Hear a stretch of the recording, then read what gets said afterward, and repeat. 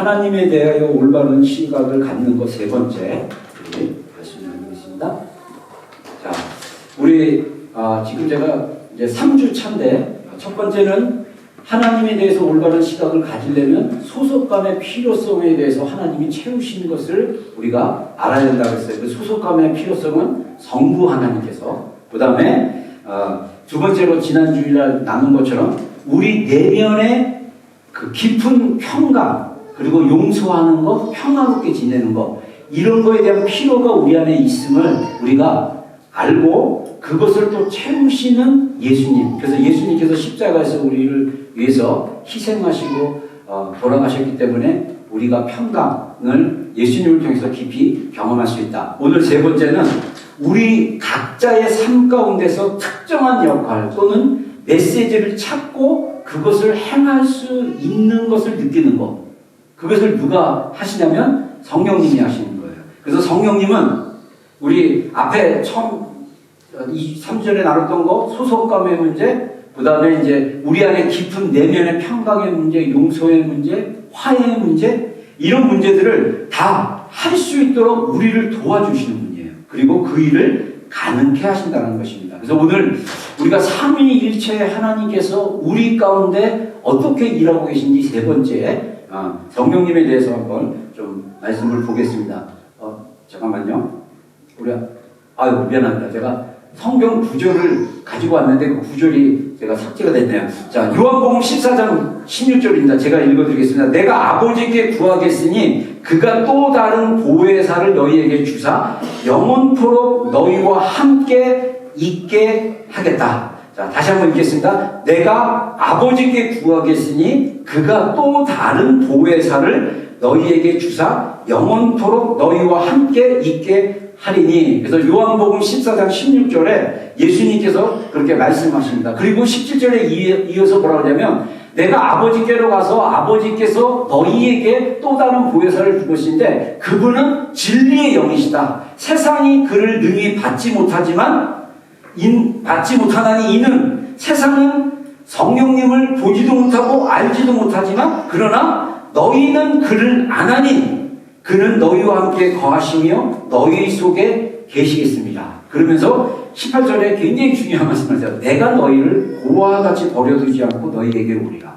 자, 예수님께서 곧 돌아가시기 바로 목요일날 저녁에서 목요일날 저녁이었어요. 이제 마지막에 최후의 만찬 끝나고 요한복음 14장, 15장, 14장에서 이제 이런 말씀하시고 이제 15장, 16장, 17장에 거쳐서 예수님께서 제자들에게 다른 복음서에서 말씀 안 하신 굉장히 딥한 말씀들을 나누십니다. 이게 주로 메인이 성령님에 대한 소개예요. 그래서 예수님 대신 올 보혜사 파라크레토스, 그래서 돕는 자, 또 변호인, 또 카운셀러, 뭐 여러 가지 의미를 두지만 이 파라크레토스라는 단어는 이미 예수님이 활동했던 1세기 시대에 로마에서 많이 썼기 때문에 그 유대가 로마의 그 지배 안에 있었기 때문에 유대인들도 이 파라크레토스, 보혜사라는 의미를 알고 있어요. 그래서 그들의 개념 안에 예수님께서 다시 가시면 하나님 아버지께서 보혜사를 보내시는데 어떤 사람은 헬퍼, 위로자, 또는 상담자, 또는 뭐 변호인, 뭐 이런 식으로 자기 식대로 또 이해를 했는지 모르겠어요. 근데 예수님이 그래서 다시 17절에 말씀하시기를 그분은 진리의 영이다. 근데 세상은 알지 못해. 근데 너희는 알 수 있어. 왜냐하면 너희 속에 계시고 너희가 알게 될 것이다. 오늘날 우리 안에 성령님이 계시는 것을 인식하는 삶이 굉장히 중요합니다. 제가 목회를 하면서 왜 우리 성도들의 삶이 잘 변하지 않을까에 대한 심각한 저의 과제는, 어떻게 보면 저의 목회의 소명은, 제가 예전에도 누누이 얘기했지만 왜 사람들마다 다 다른데 어떤 사람은 신앙이 이렇게 성장하고 어떤 사람은 이렇게 하고, 그래서 다 다른 사람이 어떻게 하나님을 만나 변화돼서 영적으로 더 성숙한 사람이 되는 걸까가 저에 대한 굉장히 목회, 하나님 23살 때 골방에서 주신 목회의 어떤 그 비전이었습니다. 근데 제가 사람에 대해서 또 저에 대해서도 더 알면 알수록 사람 변하는 거 쉬운 게 아니구나.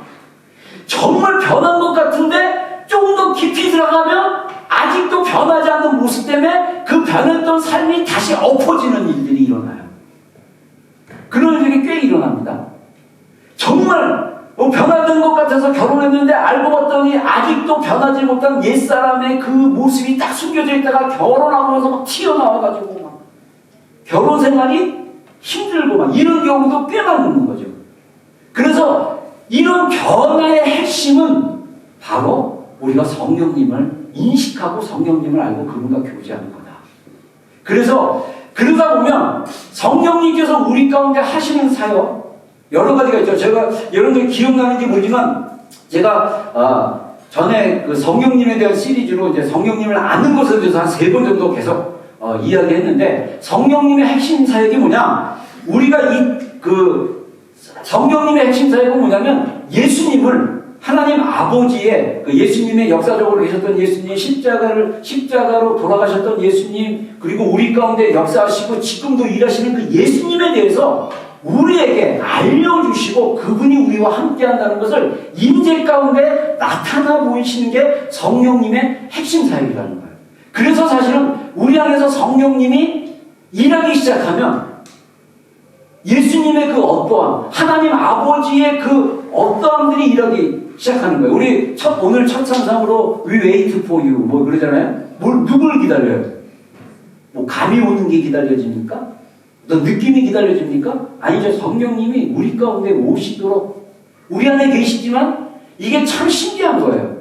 우리 안에 계시지만 또 밖에도 계시고 내 안에만 계신 게 아니라 여러분 안에 다 계십니다. 할렐루야. 네. 그래서 이 성령님이 임재가 뭡니까? 임재는 그분이 우리와 함께 하신다는, 영어로는 프레젠스라고 얘기하는데 이게 선물이라고도 얘기하지만 이게 진짜 현재 우리가 있는 거예요. 그게 느껴지면 그것을 알게 하시는 거. 제가 우리 지난 주일 내가 이제 우리 설교전 찬양으로 이제 이 땅에 오신 그 찬양을 했었잖아요. 근데 오늘 이제 우리 찬양팀 마지막 곡을 했는데 왕께 만세 하는데 지난 주일에는 제가 이렇게 부르는데도 어떤 감흥이 없었어요. 근데 왕께 만세하고 막 마지막 반복해서 부르는데 정말 제 마음이 주님 앞에 정말 왕되심을 다시 한번 제가 고백하는 그런 내 마음의 감동이 그냥 똑같은 찬양을 지난주에도 불렀고 오늘도 불렀는데 오늘 특별히 저에게 성령님이 계시하고 깨닫게 해주셔서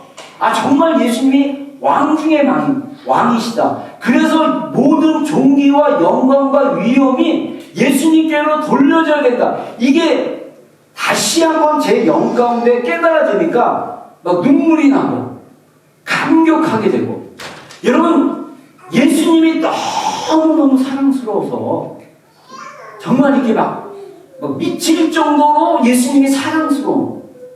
근데 우리가 느끼는 그 연애에서 느끼는 그 감정이 있잖아요. 그 연애에서 느끼는, 여러분들 다 연애 혹시 안 해보신 분 없죠? 다 누군가를 사랑해보자. 하다못해 애완동물이라도 사랑을 하잖아요. 근데 그 그리움, 그 간절함, 그것을 우리가 예수님께로부터 예수님과도 관계 안에서 우리가 그것을 경험할 수 있어요. 근데 그것을 그렇게 하시게 깨닫게 해주시고 계시해 주시고 임재하신 분이 누구냐? 성령님이라는 거예요. 그래서 우리 이 성령님의 귀한 사역에 대해서 성령님에 대해서 우리가 더 알아야 되고 또 성령님과 깊은 교제 안에서 성령님께서 계속 깨닫게 해주면 오늘 3번째 영역인 내 자신이 하나님 안에서 나의 역할이 있다. 하나님이 나에게 주신 메시지가 있다. 그래서 그 역할과 메시지를 따라 살아가도록 가능하게 나를 역사하신 분이 누구시냐? 바로 성령님이라는 거예요. 이 말은 다른 말로 얘기하면 나를 나답게 살아가게 하시는 분은 성령님인 거예요. 내가 정말 하나님의 창조된 모습대로 살아가지 못하면 그것은 아직도 내 안에 옛 습관과 내 사고와 내 감정이 육신의 것이 남아있기 때문에 자꾸 이게 부딪히게 되는 거예요. 그래서 성령님이 우리 가운데 일하고 계시다. 이것을 좀 인식하면서 좀 나갔으면 좋겠습니다. 그래서 우리가 이 땅에 살면서 정말 나에게는 특정한 역할이 있고 메시지가 있다. 그래서 이걸 가능케 하는 삶을 살려면 성령님의 역사와 행하심을 우리가 깨닫고 교제해야 되는데 우리가 먼저 기억해야 될 게 뭐냐면 자기 증명이 아닌 자아실현의 삶을 사는 것으로 볼 수 있습니다. 여러분 자아실현 좀 말이 어렵죠. 제가 구글 번역에서 찾아보니까 이렇게 actualization, 자 셀프, 자 좀 어려운 용어인데 이게 실제로 심리학 용어라고 합니다. 제가 또 이게 심리학 사전이나 이런 거 좀 찾아보니까 근데 이 자아실현은요. 에베소서 2장 10절에 딱 사실 성경적으로 우리가 설명할 수 있습니다. 한번 세 번역입니다. 한번 읽어보겠습니다. 시작. 우리는 하나님의 작품이다. 하나님을 하게 하시고 하나님께서 그리스도에서 우리를 만드셨습니다. 하나님께서 이렇게 주게 하신 것은 우리가 하나님을 하며 살아가게 하시는 것입니다. 자, 우리는 개역개정 우리가 이제 주로 제가 사용하는 그 버전의 한국말 버전에는 우리는 그가 만드신 바다 이렇게 얘기하는데 헬라어 언어에는 이게 그 작품이라는 그런 단어가 들어갔습니다. 그래서 우리 각자는 하나님이 만드신 작품이라는 거예요. 근데 이 작품이 뭘 해야 되냐면 하나님을 위해서 선한 일을 행하게 한다는 것입니다. 선한 일을 뭔가 해야 되는 거예요. 근데 이 선한 일들이 어떻게 됐다고요? 하나님이 미리 우리에게 알려주시고 예비하신 선한 일이에요. 여러분, 내가 어떤 마음의 감동을 받아서 행하는 것, 이것이 정말 성령님께로부터 왔다면 우리는 진짜 하나님이 우리에게 주신 것들을 행하는 거예요. 그게 선한 것이라면. 근데 하나님이 주신 거랑 상관없이 내가 이렇게 하고 이렇게 하는 거는 별로 그 하나님 관점에서 볼 때는 유익이 없을 수도 있다는 거죠. 그래서 우리의 마음이 하나님과 연결돼서 하나님을 따라가는 게 굉장히 중요하다는 거죠. 그래서 이 우리가 자아 증명이 뭐고 자아 실현이 뭐냐? 제가 이제 주중 양육에서 이제 제가 그 설명을 좀 해줬는데 이 자기 증명은요, 자기가 누구라는 거, 내가 확실히 어떤 사람이라는 것을 증명해 보이는 것을 이야기합니다. 근데 이게 구원과 연결됐을 때 내가 하나님의 작품이라는 것이 믿어지면 그게 믿어지고 내 삶에 녹여지고 그래서 은혜에 이른다는 말은 은혜가 머리에 머무는 게 아니라 은혜가 스며들어서 내 몸 가운데 싹 스며드는 거예요. 그래서 약의 효과를 보려면 약을 먹으면 그 약이 몇 시간 이렇게 쭉 몸 안에 들어와서 피 속에 섞이고 막 섞이고 그래서 내 몸에 자극을 줘가지고 내 신경 그 시스템에게 전달 물질을 줌으로써 그 약효가 살아나는 것처럼 은혜가 우리 안에 이른다는 것은 이렇게 스며드는 것과 마찬가지예요. 구원의 확신도 마찬가지입니다. 내가 정말 하나님의 자녀되고 내가 하나님의 구원을 받은 자다. 그래서 아까 우리가 처음 얘기했던 하나님에 대한 올바른 시각을 갖는 거, 그것은 소속감인데 그게 하나님을 아버지로 인식되어지고 아버지로 경험되어지고 하나님의 어머니처럼, 때로는 어머님처럼 정말 사랑이 많으신 분을 인식되고 믿어지고 내가 그게 되면 내가 하나님께 속한 자구나는 소속감이라는 그 니즈, 이 욕구가 해결이 되는 거예요. 그러듯이 우리가 하나님의 자녀이고 하나님의 귀한 존재인 것을 인식이 되면 우리가 나를 증명해 볼 필요가 없어요. 내가 대단한 사람이야. 내가 정말 나이스한 사람이야. 내가 능력 있는 사람이야. 봐봐. 나 좋은 직업 가지고 있잖아. 나 돈 많이 벌고 있잖아. 나 좋은 집 가지고 있잖아. 이거는 다 뭐냐면요. 깊은 곳에 자기 확신이 없기 때문에 보이는 걸로 사람들에게 자꾸 증명해 보이려는 거예요. 성령님은 우리가 하나님의 자녀인 것을 증거하십니다. 아멘. 네. 그러면 우리가 하나님의 자녀인 것이 확실하게 믿어지기 시작하면 나는 어떤 사람으로 창조되었을까? 나는 어떤 성격이고 나는 어떤 것을 좋아하고 나는 무엇을 싫어하고 이런 것들을 알기 시작해요. 여러분, 우리가 자기를 모르는 분들이요, 자기를 모르는 사람들이 대부분 정말 뭘 좋아하고 뭘 싫어하는지가 모를 때가 되게 많아요. 저도 그런 시절이 있었고, 그리고 또 자기를 안다는 것은 내가 내 감정을 자세히 아는 것과도 비슷합니다. 또 어떨 때는 내 몸 그 작용이나 활동을 잘 아는 거, 이것도 자기를 아는 거고. 그리고 내가 그 MBTI로 따지자면 내가 외향형인지 내향형인지, 또 기질로 따지자면 담즙질, 점액질, 우울질, 그다음에 다혈질 막. 그런데 제가 담즙질이거든요. 제가 거기에 대한 책을 읽어보니까요, 담즙질의 운전은요 항상 과속이래요. 제가 한 2달 전에 제가 이제 딱지를 300불짜리 끊었어요. 학교 온데 비 많이 오고, 저 알바니에서 그 알바니 주니어인가 시니어가 지나가면서 비가 많이 와서 제가 방언 기도하면서 막 비가 와면서 막 했는데 나도 모르게 이걸 밟았나 봐요. 근데 위장 차가 딱 와가지고 딱 잡았어요. 백인 경찰인데, 그 내가 이제 목사라고 딱 솔직하게 얘기하고 좀 봐줄 줄 알았더니 그거 상관없다고. 주인님이 너 이거 스쿨 중인 거 아는데 내가 한 60kg인가 좀 되는데, 그래서 이거 여러 가지 벌점 한 10점인가 20점 받고요. 300불인가? 제가 충격받았어요. 그래서 제가 깨끗하게 인정하고 내고, 그다음부터 이제 제가 속도에 굉장히, 지금 한 2달째 속도에 신경 쓰고 있어요. 근데 내가 타고난 기질이 그렇게 과속을 한대요. 다혈질은 어떤지 아십니까? 들락날락한대요. 기분 좋을 때나 기분 나쁠 때나. 또 점액질은 천천히 간대요. 그래서 여러분들 이렇게 운전할 때 여러분들 운전 자신이 점액질인지 어떤지 보면요, 뭐라고 할 필요 없어요. 타고난 대로 사는 거예요. 근데 담즙질은 조심해야 돼요. 다혈질이랑. 그거를 알기만 해도 운전하거나 이런 것들이 굉장히 도움이 될 수 있어요. 이런 것처럼 자신이 누구인지를 알도록 하시는 분이 바로 성령님이에요. 그래서 내가 나다워지는 거, 내가 정말 나답게 살잖아요. 그러면 자아 실현이 자연스럽게 이루어질 수 있다는 것입니다. 그래서 오늘 제가 소개해드린 이 에베소서 2장 10절 앞구절에 중요한 구절이 있어요. 에베소 2장 8절 9절에 뭐냐면, 너희가 그 은혜로 인하여 믿음으로 말미암아 구원을 얻었나니 이것이 너희에게서 난 것이 아니요 하나님의 선물이라.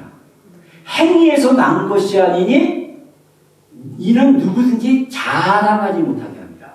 자, 우리의 구원이 하나님의 은혜, 그 은혜는 뭐냐? 나는 2000년 전에 유대인으로 오신 예수님이 나랑 아무 상관없으시는데, 그분이 그 은혜로 오셔가지고 십자가에 대신 죽으시고, 그래서 제가 얼덕교를 축구하라고 침례교 갔다가 침례교 목사가 되고, 거기서 진짜 한 달, 1년 동안 정말 학생으로 재밌게 놀고 맨날 여학생이랑 어떻게 놀고 잔머리 굴리고 신앙생활했던 나를 하나님이 기도 가운데 만나주셔서 정말 목사가 되게 하고 이렇게 여정 가운데 있는데, 그게 다 뭐냐면 하나님의 은혜 가운데 있었던 거예요. 근데 내 안에 믿음이 있었다는 것은 하나님이 살아계신 분이라면 내가 한번 만나보자.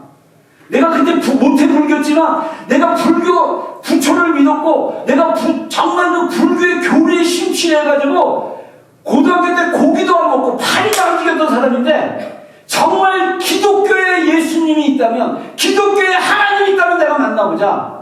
그래서 내 안에 믿음을 가지고 삼기도 하다가 하나님이 너의 인생은 나에게 있을 때서 나에게로 돌아온 게 너의 인생이라고 이 안에서 말씀하신 걸 내가 깨닫고, 나의 인생은 우연히 이루어진 인생이 아니라 나는 하나님께로 왔구나. 난 죽으면 다시 하나님께로 가는구나. 이 땅에서 가장 가치 있는 일은 뭐냐? 띵커로 생각했어. 타고난 MBTI 띵커. 의미, 인생의 깊은 의미, 이 땅에 산다는 것의 진정한 의미, 그 의미를 탐구했던 나에게 하나님이 아무에게 말하지 않고 나 혼자 깊은 곳에 가졌던 청소년기의 질문을 하나님이 해주신 거예요. 성령님이 해주신 거예요. 할렐루야. 그리고 나서 제 안에 믿음이 들어오기 시작했습니다. 그리고 제 삶이 그때는 확실하게 말했죠. 욕했던 거 다 끊고, 술 다 끊고, 그 불량하고 날라리였던 행동 다 원래 나의 타고난 착하고 선한 모습으로. 할렐루야. 그렇게 변화되기 시작했어요. 그러나 여전히 성령님이 내 안에서 역사하셔야만 했어요. 그리스도의 십자가의 사랑이 내 안에 풀어지고, 더 깊은 곳에서 나는 사랑받는 존재예요. 더 깊은 곳에서 내가 정말 존귀한 존재인 걸 깨달으니까, 정말 저는요, 제가 대전에 있는 침례신학대학을 학부 4년, 신학대학은 3년, 그리고 나중에 풀타임 하다가 너무 제가 교회 사역이 안 맞아가지고 부교육자로 너무 안 맞아서 나는 공부가 체질이라고 달라고 우리 큰딸 하라 임신했을 때 우리 사모한테 나 뒷바라 나 생활비 못 갖다 준다. 당신이 아이들 미술을 가르치면서 생활비 벌고 나는 학교 다니고 그런 거 학교 등록금은 국민은행에서 학자금 빚을 받고 그 다음에 내가 학교 다니는 차비나 학교에서 생활하는 그런 생활비 같은 경우는 내가 교회에서 파트타임으로 일하면서 할 테니까 저기 나 좀 공부하게 해달라고. 그래서 우리 아내의 서포트를 받고 제가 THM이라고 대학원 코스를 2년 동안 다시 공부를 막 하기 시작했어요. 근데 정말 내 안에 진짜 그 공부 기간 동안요, 저는 너무 신학교가 좋았어요. 그래서 저는 신학교 안 되면 수의라도 하고 싶었어요. 너무 신학교에서 신학생들과 지내고 사는 게 너무너무 행복했어요. 그리고 저는 그때가 제일 나다워졌어요. 근데 결혼하고 실제로 살아보니까 아이들 태어나고 막 아이들이 내 뜻대로 안 치니까 승질나고 막 그냥 소리 지르고 막 내가 그대로 우리 어머니가 특히 소리를 많이 지르셨는데 그 소리 들은 대로 다 갚아주고 말도 막 심하게 하고 제가 어제 우리 하나님 중에 우리 이렇게 뭐 하다가 너무 굶뜬 거예요. 와, 나도모르게 눈이 나와가지고 그래가지고 비난의 말을 하는데 내가 상처를 받았고 그 비난도 내가 볼 땐 세게 말한 것도 아니에요. 야, 너 그따위로 했다가 뭐 이렇게 이러고 하는데 애가 보는 앞에서 팍 떠지고 아빠랑 절대 얘기하지 않아. 며칠 동안 말하라고 하면서 딱 했는데 오늘 말 걸더라고요. 근데 제 마음이 너무 아팠어요. 근데 제가 진짜 아니 하지 말아까 내가 좀 약간 짜증이 나긴 했었어요. 이거 했는데 자꾸 느리고 막 굶고 그러니까 그리고 자다가 깬지도 걔도 자다가 끈지 얼마 안 됐고 나도 자다가 깬지 안 됐고 내가 또 할 일이 있었는데 그 하루를 하고 도와줘야 되는 입장이 돼서 막 그래가지고 내가 나도 모르게 옛사람인 줄 모르게 와 자동화 돼가지고요 그 걔의 그 굽등 동작에 대해서 내가 너무 걔 입장에서 땐 잘근잘근하게 찢는 거야 칼로가 몇 마디로 문장 긴 거 북문 문장 2개 문장 합쳐갖고 얘기했는데 애한테는 그게 여러 번 칼로 찌르는 것처럼 느껴진 거예요. 근데 제가 너무 마음이 아팠어요. 그리고 진짜 하나님께 얘기하고 야, 이 말이 어디서 왔을까? 우리 엄마가 그랬나? 아빠가 나한테 했나? 근데 제가 이런 식의 말들을 사실 듣고 자랐기 때문에 나도 모르게 이게 훅 나온 거예요. 옛사람이 나온 거죠. 감사하게도 오늘 말을 걸어줘갖고 제가 오늘 가는 길에 회식이다.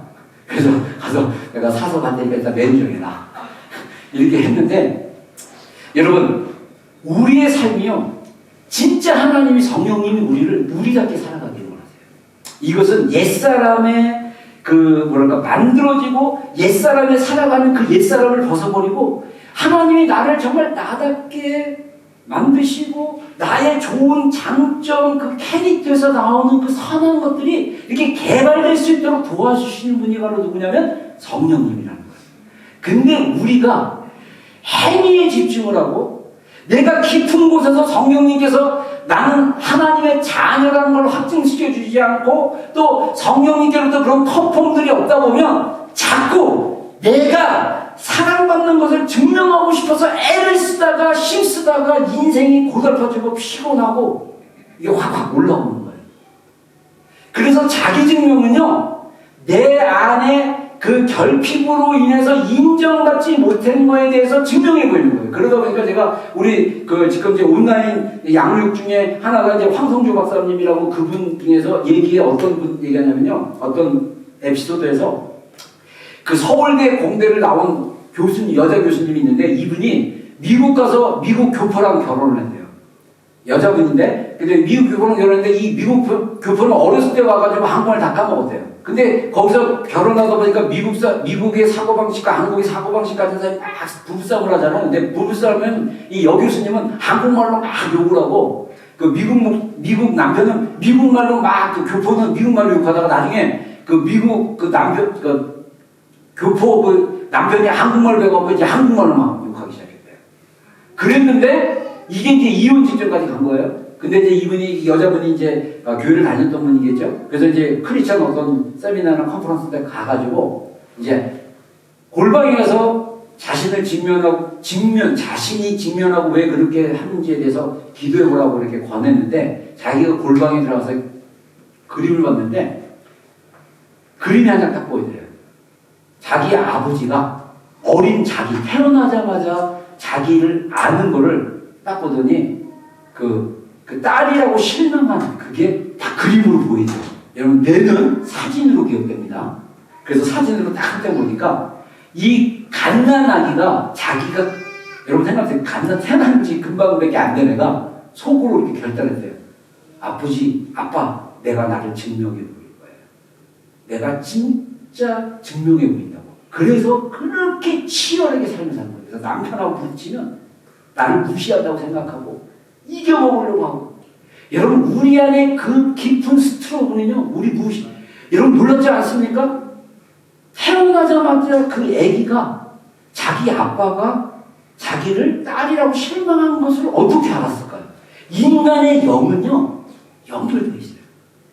여러분, 그래서 우리가 우리 안에 깊은 무의식의 문제를 해결하지 않으면 우리의 인생은, 제가 지난번에 얘기했던 것처럼 정말 이렇게 이 플라스틱 이 물병이 온전했을 때 350ml를 딱 담을 수 있는데, 이게 찌그러지고 이렇게 꾸겨지면 100ml도 못 담는 것이 되고, 어떤 때는 이 밑에 이 지지대가 찌그러지면 세울 수도 없고, 세우면 누워지고, 그러니까 이런 형태로 살아가는 거야, 인생을. 온전한 모습으로 살아가는 거, 자아실현, 그것은 우리의 있는 모습 그대로 살아가게 성령님이 도와주신다는 거예요. 그래서 이 자아실현의 말을 꺼낸 미국의 유명한 심리학자 유대인입니다. 이분이 인간의 피로에 대해서 5단계 얘기했잖아요. 그리고 마지막 5단계가 인간이 최고로 높은 수준에서 살 수 있는 인간의 그 모습을 자아실현의 단계라고 하는데, 이 사람이 아브라함 메슬로인데, 여러분 다 구글로 에브라함 또는 아브라함 메슬로 한번 쳐보세요. 이 사람의 인간의 본질에 대한, 인간의 속성에 대한 심리학적 이론이 굉장히 많이 사용되고 있거든요. 이분이 자아를 아브라함 메슬로의 이론에 의하면 자아 실현의 단계에 있는 사람들의 특징 10몇 가지가 있는데, 제가 간단하게 10가지로 줄여서 얘기할게요. 첫 번째, 현실을 직시하는 데 유능하다. 현실 있는 그대로 볼 수 있다는 거예요. 자아 실현하는 사람들은 정확하고 뚜렷하게 상황을 판단할 수 있다. 인지 치유에서 내 감정이 훅 올라오면 어떻게 하라고요? 사진 찍듯이 보는 거예요. 사진 찍듯이. 감정 빼고. 우리가 인지치료만 제대로 한다면 현실 직시를 잘 할 수 있어요. 할렐루야. 그 다음에 두 번째, 자신과 다른 사람들을 받아들인다는 거예요. 자신을 받아들이고 다른 사람들을 받아들인다는 거예요. 그래서 이 자아실현하는 사람들은 결정을 포함한 자신의 인간적인 본성을 받아들이고, 다른 사람의 결정과 인간의 조건의 모순을, 그러니까 인간이 나약하고 연약하고, 그래서 황성주 박사는 성서적인 인간론을 하고 인간론 환자다, 그래서 환자론을 얘기하고 있잖아요. 환자인 걸, 그 약한 약점을 이해해 주는 거죠. 그러면서 그것을 유머와 관용으로 받아들인다는 거예요. 여러분, 여기서 유머가 몇 번 나오더라고요. 그러니까 깐죽거리는 유머 말고, 조크 말고, 정말 그 상황을 그냥 가볍게 웃으면서 넘길 수 있는 이런 여유, 그것이 자아실현하는 사람들의 삶의 태도라는 거예요. 그리고 세 번째, 자신의 경험과 판단을 믿는다. 독립적이기 때문에 이게 이제 좀 인본주의적이어서 그렇긴 하죠. 근데 이 자신과 판단을 믿는데 여론이나 관점이 다른 문화나 환경에 흔들리지 않는다. 제가 우리 성도들한테 많이 들었어요. 목사님 굉장히 독재적인 거 같다고. 독재적인 게 아니라 독립적이어서 그래요. 제 입장에서 제가 옛날에 청년들 같이 나갔을 때 제 입장에서 되게 억울해요. 제가 받아들인 거 되게 잘 받아들이거든요. 근데 아닌 건 아닌 거예요. 제가 그게 분명한 사람인데 자꾸 나보고 독재 막 이러는데, 저는 독재자가 아닙니다. 저는 독립적인 사람이라서 상황과 환경 속에서 제가 판단하고 제가 실수를 한다 할지라도 이것이 우리 교회에 유익하고 이게 옳다라고 생각하면 저는 그쪽으로 결정해요. 그러니까 이런 식의 것을 가지는 것은 제가 띵커기 때문에 그럴 수도 있지만은, 제가 하나님의 마음의 기준으로 20대 때부터 훈련을 받아서 그게 참 유용한 겁니다. 여러분 오해하지 마십시오. 저는 독재자가 아니라 내 판단과 믿음을 하나님 안에서 점검하고 제가 실수하는 판단을 할 수 있어요. 실수하는 결정할 수 있어요. 그러나 하나님 안에서 제가 결정하고 하려고 하니까 여러분들 이렇게 신뢰해 주시면 좋겠습니다. 그리고 네 번째, 자발적이다. 제가 늘 자발적 강조하잖아요. 우리 모든 것은 다 자발적이다. 다른 사람이 원하는 대로 지내는 것보다 진실된 자신으로 혼자 사는 것이 낫다. 여러분, 자발적으로 다른 사람의 분위기와 강요에 끌려 살지 않고 자발적으로 사는 것. 그 다음에 자치권. 스스로 자기가 이렇게 통제하고 이런 거죠. 자아실현하는 사람들은 외부의 권력이나 다른 사람도 자유롭다. 그들은 지략가임에 독립적이다.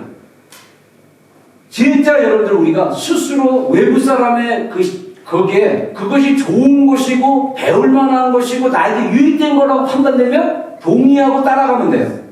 근데 그냥 나를 갖다가 더 힘들게 하고 괴롭게 하고 혼란스럽게 하는 말에 잘 미혹돼요. 잘 빠져요. 그거는 뭐냐면 아직도 자아실현의 단계에 나가지 못하기 때문이다. 이렇게 얘기할 수 있다는 거죠. 그리고 지속되는 감사. 저 놀랐어요. 계속 감사하는 게 인본주의 심리학자가 얘기하는 게 자아실현의 단계예요. 자아실현하는 사람들은 기초적인 삶에 대한 감사를 계속 상기하는 것처럼. 기초적인 삶이 뭡니까? 건강한 거. 오늘 주일날 예배에 온 거. 오늘 아이들이 아파서 주일날 못 올 수도 있고 코로나 걸려서 못 올 수도 있고 뭐 여러 가지 상황이 있잖아요. 제가 여러분들에게 감사를 소개하고 나서 저는 계속 지금 감사하고 있어요. 매일 아침마다. 감사는 일상에 대한 감사예요. 오늘 아이가 학교를 잘 가서 감사합니다. 오늘 날씨가 비가 오지만 상쾌하게 와서 감사합니다. 비가 많이 오지만 이러면서 이 기초적인 우리의 일상에 대해서 감사하며 나가는 것, 그게 계속적으로 이어지면 우리 안에 진짜 이 감사와 축복은요, 이따가 뒤에 나오겠지만 우리 안에 있는 쓴뿌리나 이런 것들을 해독시키는 해독제예요. 우리 안에 있는 옛사람을 진짜 정결케 하는 것이에요. 그래서 지속적인 감사. 그래서 일몰이나 해가 질 때나 꽃이 매번 처음인 것처럼 강렬하게 경험한다. 그래서 예술가나 아이들의 관과 같이 관점의 순수함을 가졌다. 여러분들이 다 예술가라고 생각해 보세요. 여러분들이 작곡가고 그림을 그린 사람들이고 뭘 만든 사람이다. 그러면 똑같은 꽃을 보더라도 예술가처럼 볼 수 있다는 거죠. 여러분 안에 하나님을, 마음이 가난한 자는 하나님을 볼 수 있다고 말씀하셨는데, 하나님을 보는 순수함이 우리 안에 남아있으면 우리가 일상의 삶에서 감사함으로 볼 수 있다는 거죠. 그리고 일곱 번째, 사회적 공감, 또는 다른 말로는 다른 영역인데 같이 합쳐서 비슷해서 국제적인 관계. 인류애를 갖고 있다. 뭐냐면 아까 김영석 교수님 말한 것처럼 나만 이기적인 생각이 아니라 다른 사람들이 아파하는 거, 우크라이나가 고통받는 거, 가난한 사람들이 힘든 거, 이런 거에 관심을 갖고 있는 거, 그리고 사회적으로 공감하고 같이 이렇게 아파하고 이런 마음들이 자아실현하는 사람들이 갖는 그런 단계라는 거죠. 그리고 고독이 편하다. 그래서 골방 가는 거 여러분들 자아실현하는 거예요.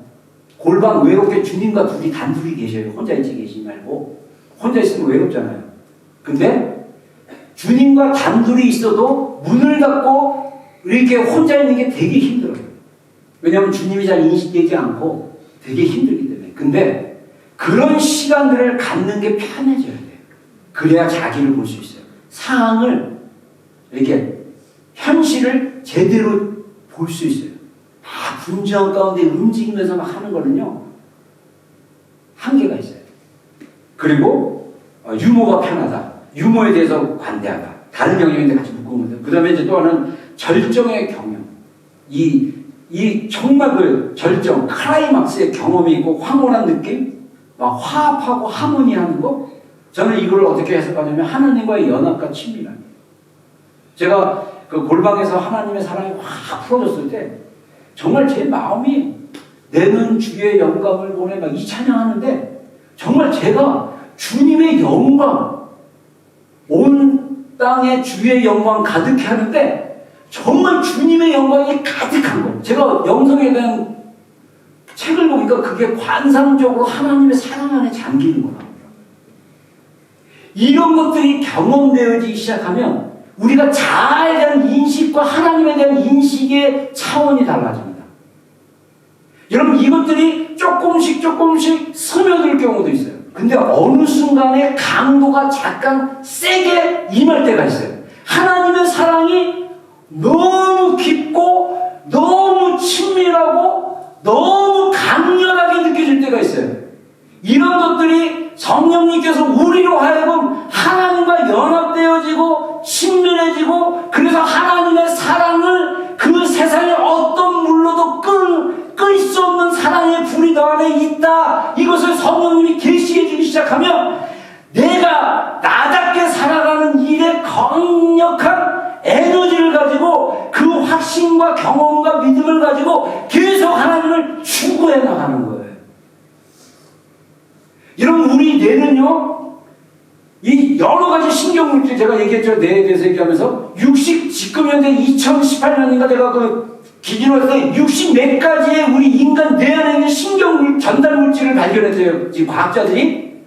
근데 어떤 물질은요, 정말 사랑이 막 엔도르핀이라고 하는데, 그것들이 굉장히 하나님의 사랑을, 이렇게 그거는 뭐 하나님뿐만 아니라 사람에 대한 사랑을 느끼는데, 우리가 영적으로 성령님의 강력한 임재나 역사가 있으면 정말 세상이 얼마나 아름답고 얼마나 하나님을 찬양하고 있는지 우리가 눈이 열려서 그걸 볼 수가 있는 거예요.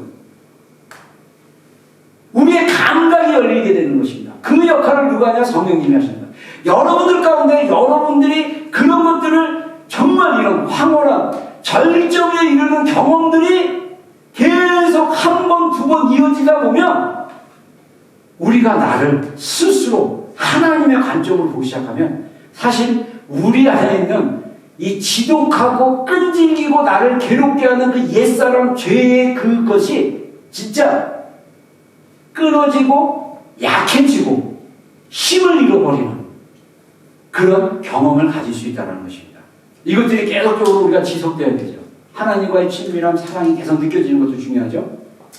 그러나 이 작은 사랑, 그냥 찬양 한 번 했는데 내 마음이 하나님을 드렸다고 느껴지고 그런 거, 이런 것도 다 조그마지만 작은 것 같지만 내 영이, 내 마음이, 내 감정이 하나님과 연합되어지고 하나님과 연결되었다는 느낌이에요. 내 생각이 하나님을 생각하고 하나님의 말씀을 생각하고 예수님을 생각했을 때 내 감정이 움직여지고 했다. 이 작은 것들이 계속 연결되어지면 우리 자아에 대한 하나님의 마음, 나 자신의 존재 자체로 받아들이는 그 모습을 경험하게 되면 우리가 지긋지긋한 자기 증명의 삶, 율법으로 내가 정말 의롭다라고 말하고 싶은 그 삶의 지독한 싸움을 끝낼 수 있어요. 자유합니다. 내가 사람들에게 잘난 거 애써서 보여줄 필요 없어. 그냥 나대로 살아가. 여러분, 성령님이 이런 일을 우리 가운데 하십니다. 그리고 적은 친구, 이 자아 실현한 사람들은 적은 사람들과 친밀한 관계 안에서 있다는 거예요. 그래서 많은 사람들과 외향형들이 되게 저 같은 경우도 많은 사람들을 만나는 걸 하는데 요즘 이제 나이가 들어서 그런지 이제 귀찮더라고요. 그래서 정말 마음과 마음을 나눌 수 있는 적은 친구들 안에서 깊은 이야기들을 나누고 싶어요. 여러분들, 그래서 여러분 주변에 있는 친구들을 한번 보세요. 여러분들, 우리의 좋은 친구 예수님도 계시고 우리 배우자 있습니다. 결혼하신 분들 배우자, 연애하신 분들 연애를 친구처럼 사귀십시오. 막 종속되고 또 노예처럼 끌지 마시고 정말 친구처럼 마음의 깊은 것까지 나눌 수 있는 그런. 그래서 나의 이너서클 안에 나를 잘 알고 나도 저 사람을 잘 알고 상호간에 그런 깊은 교제를 가지는 거, 이게 자아 실현의 사람들의 그 상태라고 아브라함 메슬러가 그렇게 얘기합니다. 여러분, 이런 것들을 우리 가운데 일하고 계신 분이 누구라고요? 성령님이십니다. 여러분, 성령님이 그렇게 우리 가운데 일하십니다. 그래서 나의 역할과 메시지가 있는 거예요. 그래서 성령님은 또 우리의 나의 역할과 메시지를 우리에게 주시는데, 자, 우리 스바냐 3장 20절 말씀 한번 읽겠습니다. 시작. 그때가 되면 내가 너희를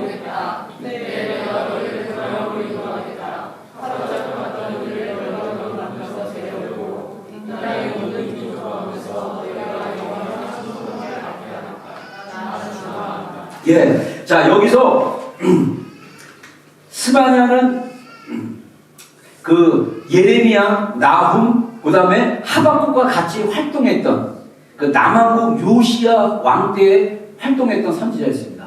그래서 오늘 제가 이제 통독한데 열왕기하 이제 20장 그쪽인데 요시야 왕이 오늘 딱 통독할 때 요시야 왕 등장하는 이야기가 나오고 요시야 왕 얘기가 나오는데 요시야 왕 때 활동했던 스바냐인데 이 스바냐가 예언을 해요. 이스라엘 백성들이 이미 북쪽 이스라엘 10지파는 아수르에 다 끌려갔어요. 근데 남유다는 2지파가 아직 남아있을 때예요. 그때 너희들이 포로로 갈 거지만 그때가 되면 다시 돌아올 때가 되면 이 땅의 모든 민족들이 너희에게 너희의 그 영광과 그 다음에 찬송, 칭송을 하게 될 거다. 근데 사실은 이게 오늘날 우리에게 많은 사람들이 우리 안에 있는 노래, 하나님이 나를 나답게 만드신 것을 알게 되면 내가 되게 편해지면 마치 우리는 하나님이 어떻게 지으신 거 하냐면요. 우리 안에 노래를 넣어주시고 가사를 넣어주시고 곡을 넣어주시는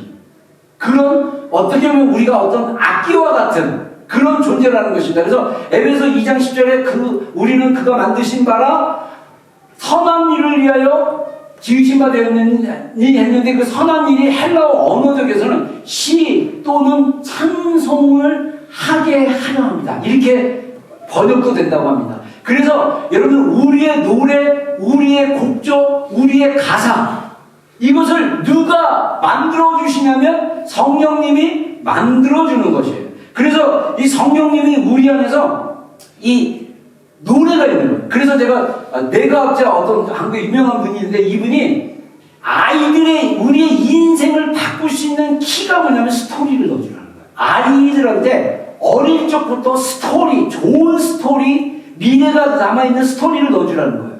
이 스토리는 성경에 보면 노래로 표현됩니다. 여러분 성경에 보면 구약시대 때는요 구전 문화라고 그래가지고 문서로 쓰는 것도 있지만은 여호수아에게 너가 이 율법의 말씀을 종일 묵상하고 그 다음에 이 말씀을 백성들에게 귀에 들려주라고 그러거든요. 이게 바로 사실은 유대인들이 지금도 그러지만 하나님의 말씀을 곡조 있게 몸을 흔들어가면서 이야기를 했어요. 우리나라 조선 있을 때 선생님들도 우리가 여러분들 사극 같은 거 보면요 이렇게 뻣뻣하게 앉아있지 않고 사실은 몸을 흔들면서 공자왈 맹자왈 이러면서 그 고서 이 성인의 말들을 이렇게 반복하며 읊조린 거예요. 그래서 우리 안에 하나님이 넣어준 멜로디가 있습니다. 우리 안에 하나님이 주시는 노래들이 있고 스토리들이 있어요.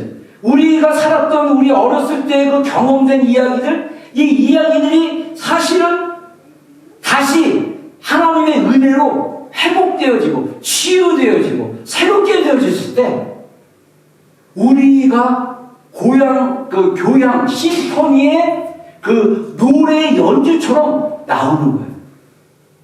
여러분 우리의 역할과 메시지 우리가 나답게 살아가고 하나님 안에서 치유되어지고 하나님 안에서 변화되어지고 나의 본래 하나님이 창조하신 모습 그리고 내가 과거를 바꿀 수 없지만 과거에 일어났던 아프고 괴롭고 상처받았던 사건들을 내가 과거로 돌아가서 바꿀 수 없지만 성령님께서 시간과 공간을 초월해가지고 우리의 과거의 사건 속에 들어오셔서 우리 과거에 있었던 일들과 감정과 생각들을 바꿔주셔요. 여러분 이게 영적 치유인 거예요. 재밌는 사실은 일반 상담학자들이나 이런 사람들도 이 역할, 연극 치료, 이 역할 치료해갖고 막 그거 재현하게 하고 막 그렇기도 한다고 합니다. 근데 얘는 재밌는 것은 과거, 현재, 미래를 모른대요. 이제 너무 신기한 거예요. 우리는 어마어마한 존재인 거예요. 인간이 동물의 뇌가 아니라 인간의 뇌를 가지고 있다는 건 어마어마한 거예요. 하나님의 형상에 놀라운 그 그림이 우리 안에 있어요. 근데 이게 다 엉켜지고 손상되어지고 상처받고 그래서 우리가 찌그러지고 왜곡되고 잘못된 모습을 살아가요. 성령님이 우리를 새롭게 하십니다. 성령님이 우리를 치유해 주십니다. 성령님이 우리를 온전하게 해주셔요. 그러면 우리 안에 성령님이 주시는 노래가 있고 가사가 있어요. 곡조가 있어요. 이것은 내가 살아가는 모습대로 삶대로 보면 이게 세상의 빛도 되고 하나님의 은혜를 사는 거예요. 그래서 결론은 성령님과 동의하는 법을 배우셔야 돼요.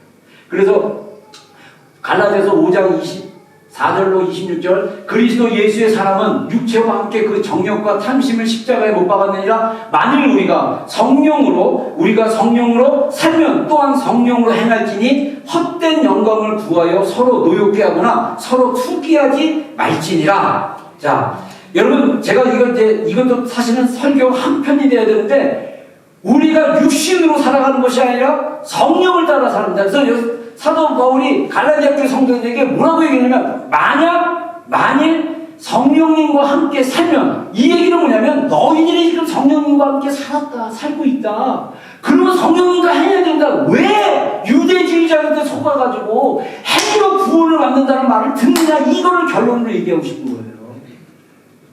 예수 그리스도의 사람은 그 욕심과 정은 십자가에 이미 못 박았다는 거예요. 근데 왜 그거를 안 믿고 자꾸 육신으로 증명하고 내가 구원을 받는 자라고 증명을 하려고 살려고 하냐는 거예요. 이게 갈라디아에서 사도 바울이 우리에게 말하고 있는 것입니다. 그래서 이 로마서 8장에 보면요, 세부적으로 육신을 따라 사는 사람은 육신에 속한 것을 생각하나 성령을 따라 사는 사람은 성령에 속한 것을 생각합니다. 그래서 육신에 속한 생각은 죽음이고, 그러나 성령에 속한 생각은 생명과 평화입니다. 여러분, 평강입니다. 여러분, 우리의 생각이 영의 생각, 성령의 생각을 따라가는 게 굉장히 중요합니다. 우리는 본질적으로 타락한 존재에서 거듭났지만 여전히 사도 바울이 고백한 것처럼 마음으로는 하나님을 섬기지만 또 육신으로는 내 육체의 법이 나를 갖다가 하나님을 섬기지 못하도록 잡아놓는 것에 대해서 고통스러워했어요. 이것은 뭡니까? 우리의 죄된 본성이에요. 그래서 우리는 생각하는 존재이기 때문에 우리는 하루에 수백 가지 생각이 우리 안에 막 들어오고 마음대로 돌아다닙니다. 근데 그 생각 가운데 육신의 생각은 선택할 필요도 없어요. 자동적으로 다 육신의 생각은 다 올라와요. 근데 우리가 영의 생각은 선택해야 돼요. 우리의 생각이 바른 건지, 우리의 생각이 하나님의 생명과 평강이 있는 건지, 아니면 불효하고 염려하고 자기를 자책하고 자기를 무시하고 자기를 룩다운하는 그런 생각인지, 남을 미워하고 남을 판단하고 남을 싫어하고 막 이런 생각인지, 그 생각에서 돌이켜서 마음을 새롭게 하면 생각을 딱 잡는 거. 여러분께서 성령님과 함께 행하는 거 딴 거 없어요. 제가 간단하게 여러분들 얘기하고 다시 한번 정리하자면요, 먼저 생각을 바르는, 우리의 생각을 영의 생각, 성령님의 생각으로 맞춰야 된다는 것입니다. 그래서 육신을 따르는 자는 육신의 일을, 영을 따르는 자는 영의 일을 생각한다. 이거를 헬라어 원래 버전으로 다시 얘기하면요, 육신의 생각을 하는 사람들은 육신의 삶을 살게 되고, 영의 생각을 하는 사람들은 영의 생각을 하게 된다. 영의 삶을 살게 된다. 이렇게 얘기하는 거예요. 다시 말해서 우리는 자동적으로 매일매일 수십 가지, 수백 가지 생각들이 올라옵니다. 이 생각들이 사실은 육신에서 오는 생각들이 꽤 많아요. 그 생각에 사로잡혀서 행동하지 마시고 이 생각을 사로잡아 그리스도께 무릎 꿇히고 우리는 선택하는 거죠. 영의 생각, 하나님의 생각. 제가 금요일 때 지금 마음에 대한 설교를 계속하고 있는데 꼭 좀 오셔서 들으세요. 바른 생각에 대한 얘기인데, 바른 생각은 하나님의 말씀에 일치하는 생각이에요.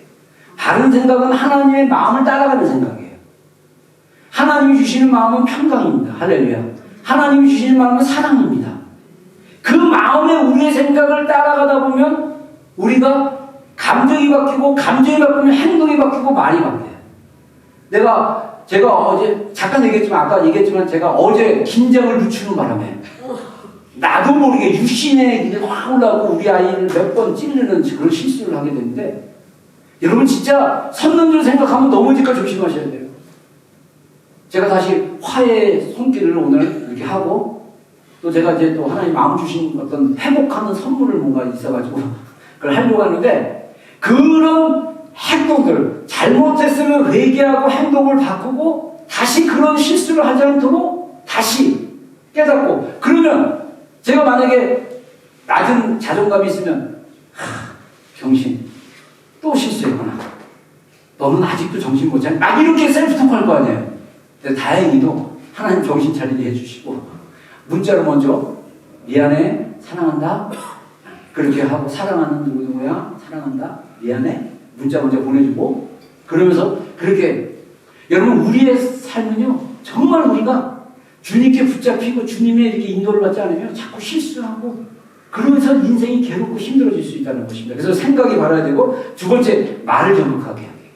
생각을 바꾸려면 아까 얘기한 대로 떠오르는 생각 있잖아요. 그 생각 바꾸려면 말을 정확하게 하면 돼요. 그래서 그 말을 정확하게 하는 게 뭐냐면 감사하는 거고요. 그리고 긍정적이고 성경적인 말을 하는 거죠. 혹시나 여러분이 사랑하는 누군가가 권위자가 여러분들에게 말을 실수했고 상처를 줘도 여러분들이 그거 상처 안 받기로 결정하면 상처 안 받을 수 있어요. 그래서 말로 정확하게 하는 거. 그래서 아까 얘기한 대로 황성주 박사님이 얘기한 건데 말로 표현되는 축복과 감사는 상처와 고통과 분노의 자동 해독제이다. 그러니까 우리 안에 있는 쓴뿌리, 상처, 고통을 해독시켜주는 거예요. 축복과 감사. 그래서 아브라함 메슬러가 얘기한 것처럼 이 자아실현의 사람들은 지속적인 감사가 일어나는 거예요. 그리고 혼자 고독한 걸 좋아하는 거예요. 편애하는 거. 여러분 우리가 진짜 그리고 상황을 있는 그대로 직시하는 거. 인지치유, 골방기도, 감사하게 이 세 가지 가르쳐줬잖아요. 그 지속적으로 하셔가지고 완전히 자기 걸로 만들기를 주의로 축원합니다. 제가 어떤 지체한테 얘기 들어보니까 사랑하는 자의 기도를 듣고 나서 자기가 계속 자기를 사랑한다고 자기가 녹음을 해버렸대요. 그래서 내가 이게 성령님이 주는 지혜다 그랬어요.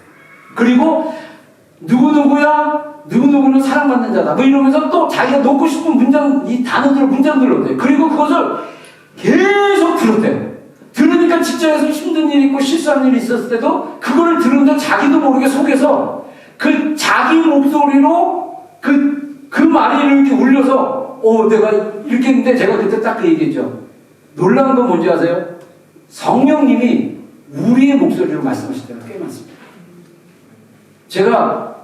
그래서 제가 제 옛날에 몇 번 여러분들에게 나왔던 간증 인데 군대 있을 때 그때 제가 성령님의 존재도 몰랐던 사람이에요. 하나님만 살아계신 걸 알았지 성령님이 내 안에 계신다는 걸 교리적으로나 인식을 못했어요. 지식적으로 인식을 못했는데 제가 군대에서 막 이렇게 힘든 일이 있어가지고 제가 본초 쓰면서 총 들고 본초 쓰면서 내가 금식하기를 작정하고 금식하고 그랬는데 그 하루도 못 참고 그 단체로 막 음식 먹고 식사하고 막 그러니까 내가 용기가 없어가지고 막 몸 먹고 그냥 끼어들어서 금식하기로 결정했는데 금식 못하고 막 그냥 그러니까 막 그냥 나를 갖다가 또 옛날 습관처럼 막 자책하고 막 병신이라고 그러고 의지가 약한 놈이라고 그러고 막 그냥 나를 스스로 막 비난했는데 안에서 내가 다 알아.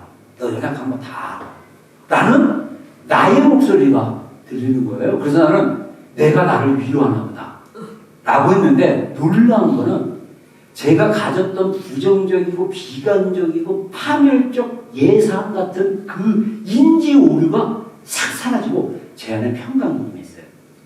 근데 저는 그게 되게 신기한데 나중에 보니까 이게 성령님이 나에게 너무 나랑 흡사한 목소리로 말씀하신 거예요. 여러분 내적 음성을 듣기를 바랍니다. 우리 영의 말을 바꾸기를 바랍니다. 말을 바꾸세요. 생각을 바꾸려면 말이 바뀌어야 돼요. 말을 정확하게 성경적으로 나는 사랑받는 자다. 나는 잘할 수 있는 사람이다. 하나님이 나를 도와주시면 내게 못할 것이 없다. 이런 하나님의 말씀들을 말로 바꿔서 하는 거 이게 저는 성령님과 동행하는 삶이라고 생각합니다. 그리고 마지막으로 매일 매 순간 올바른 선택을 하세요. 영의 생각을 영의 일을 선택하시기 바랍니다. 실패할 수도 있어요. 나도 모르게 너무 자동으로 훅 튀어나올 수도 있어요. 회개하시고 다시 돌이키시면 돼요. 정말 우리가 올바른 선택하는 거 이거 굉장히 중요합니다. 우리는 매일매일 선택합니다. 나쁜 일, 육신적인 일은 선택할 필요도 없어요. 자동으로 다 돼요.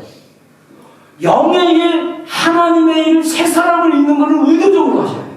의도적으로 말하고 의도적으로 생각하고 의도적으로 선택하고. 할렐루야. 우리 다 같이 합식으로 기도하는 시간 갖겠습니다. 여러분, 여러분의 마음이 어떻습니까?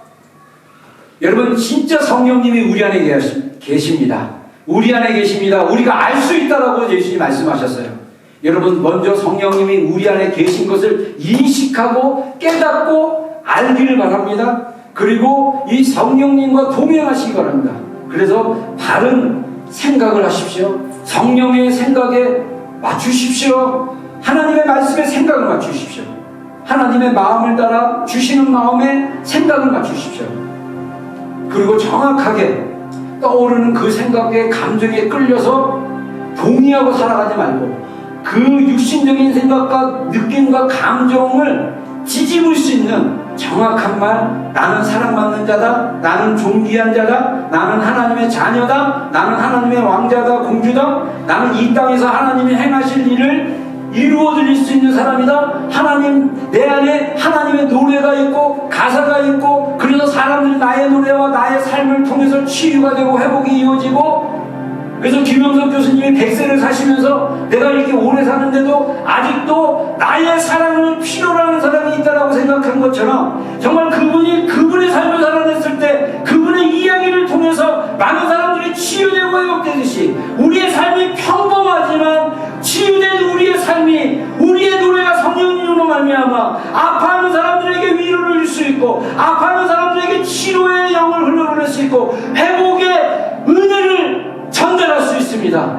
여러분, 우리가 먼저 회복되어지고 우리가 먼저 성령님과 동행하는 법을 배워야 합니다. 말을 바꾸십시오. 말을 정확하게 하십시오. 말에게 집중하십시오. 그리고 선택을 하십시오. 넘어지고 쓰러져도 괜찮습니다. 다시 일어나면 됩니다. 자주 넘어지면 주여 나를 도우소서, 주여 나에게 힘을 줘서, 주여 나는 연약합니다, 주님 나를 도우소서라고 주님의 은혜와 힘을 구하십시오.